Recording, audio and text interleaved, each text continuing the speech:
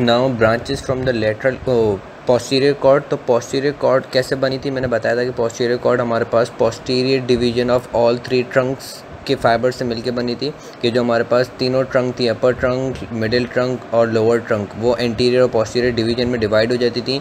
तो इन तीनों ट्रंक की जो पोस्टीरियर डिवीजन थी वो तीनों पोस्टीरियर डिवीजन आपस में मिल जाएंगे। तो इसके अंदर हमारे पास फाइबर्स किसके होंगे, पोस्टीरियर डिवीजन की नर्व्स के अंदर C5, C6, C7, C8, T1, इन सब के फाइबर्स इस पोस्टीरियर कॉर्ड से जो ब्रांचेस निकलेंगी उनके अंदर होंगे।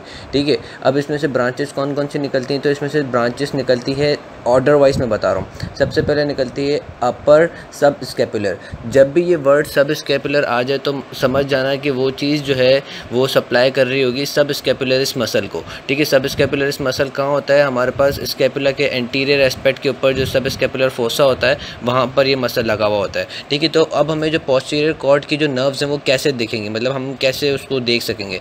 तो उसको देखने के लिए ये है कि आप अपना हैंड जो है वो फुली एबडक्ट पोजीशन में रखें। ठीक है, तो इससे क्या होगा कि आपके पास जो है एक्जिला जो है वो बहुत अच्छे तरीके से एक्सपोज हो जाएगी, एक्जिला एक्सपोज हो जाएगी। ठीक है, अब हमें इसकी ब्रांचेस देखनी है, तो हम ब्रांचेस कैसे देखेंगे कि हम सबसे पहले पेक्टोरलिस मेजर जो हमारा एंटीरियर एस्पेक्ट के ऊपर मसल होता है, एंटीरियरली ऑन चेस्ट, वो मसल को हमें हटाना पड़ेगा ताकि हमें है ना व्यू करने के लिए आसानी हो सके। उसके बाद जो है हमारे पास जो है ना पेक्टोरलिस माइनर मसल है उसको भी हम हटा देंगे ताकि हमारे पास एक्जिला जो है वो अच्छे से एक्सपोज हो सके, क्योंकि ये जो ब्रांचेस जो होंगी वो हमारे पास पोस्टीरियर एस्पेक्ट ऑफ एक्जिला पे दिखेगी और वी कैन से कि पोस्टीरियर बॉर्डर ऑफ एक्जिला के ऊपर हमारी ये ब्रांचेस दिखेंगी।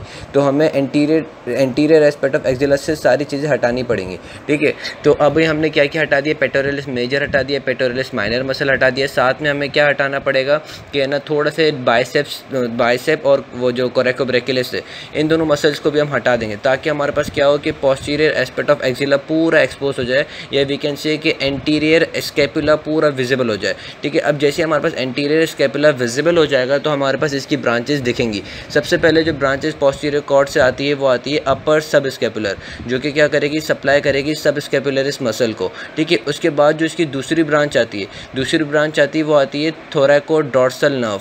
ठीक है, थोरैकोडोर्सल नर्व कहाँ जाएगी, थोरैकोडोर्सल नर्व सप्लाई करेगी लैटिसिमस डोर्साई को। यही आप अपने हैंड को एबडक्टेड पोजीशन में रखें, एंटीरियर एस्पेक्ट से हमने सारे मसल्स हटा दिए थे, तो जो हमारे पास डोर्सो लेटरल एस्पेक्ट ऑफ हमारी जो चेस्ट वॉल बनाती है, और वी कैन से कि लोअर है ना lower dorso lateral aspect of axilla जो हमारे पास बना रहा होता है लैटिसिमस डोर्साई। अगर लैटिसिमस डोर्साई को फील करना है तो हमें सिंपल ये है कि हम अपने है ना lateral aspect of chest side के ऊपर है ना अगर हम जो टच भी करेंगे तो ये जो मसल हमारे पास यहाँ पे लगा हुआ होगा वो हमारे पास होगा लैटिसिमस डोर्साई। तो इस लैटिसिमस डोर्साई के एंटीरियर एस्पेक्ट के ऊपर ये नर्व रन करती है।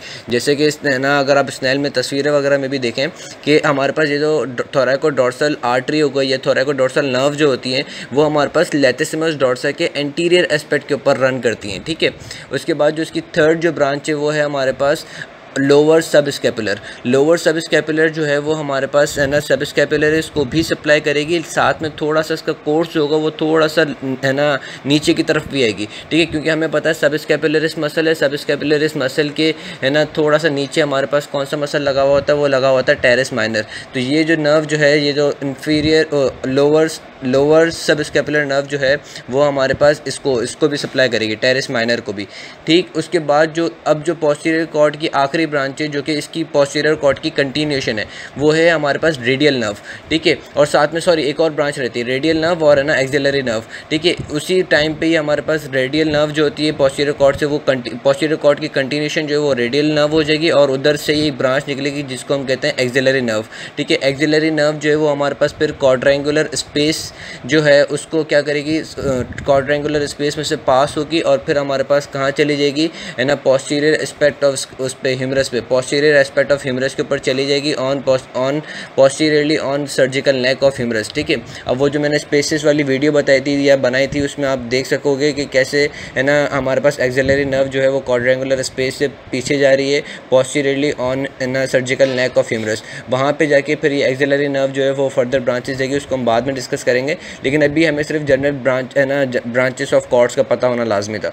उसके बाद जो है रेडियल नर्व जो है वो हमारे पास कंटिन्यू हो जाएगी, इस पोस्टीरियर कॉर्ड की कंटिन्यूशन होगी, ठीक है। वो फिर हमारे पास क्या होगी, इनिशियली तो एक्जिला के मीडियल साइड पर होगी, जहाँ पर हमारे पास वो अल्नर आर्टरी और है ना जो दूसरी जो हमारे पास अल्नर नर्व और है ना medial cutaneous nerve of arm वगैरह वो जो सारी चीज़ें थी वहाँ पे ही होगी इनिशियली ये। उसके बाद क्या होगा कि वहाँ पे हम देखते हैं, हमें पता है कि है ना ट्राइंगुलर इंटरवल मौजूद होता है वहाँ पर, ठीक है। तो ट्राइंगुलर इंटरवल से पास होकर ये हमारे पास क्या होगा कि पोस्टीरियरली आ जाएगी। पोस्टीरियरली फिर ये रन करेगी इन द ग्रूव ऑफ है ना रेडियल ग्रूव ऑफ ह्यूमरस के ऊपर, ठीक है। उसके बाद फिर ये पोस्टीरियर कंपार्टमेंट ऑफ आर्म वगैरह को सप्लाई करेगी। इनकी जो फर्दर कोर्स वगैरह है वो फिर मैं दूसरी ऑडियो में बता दूंगा।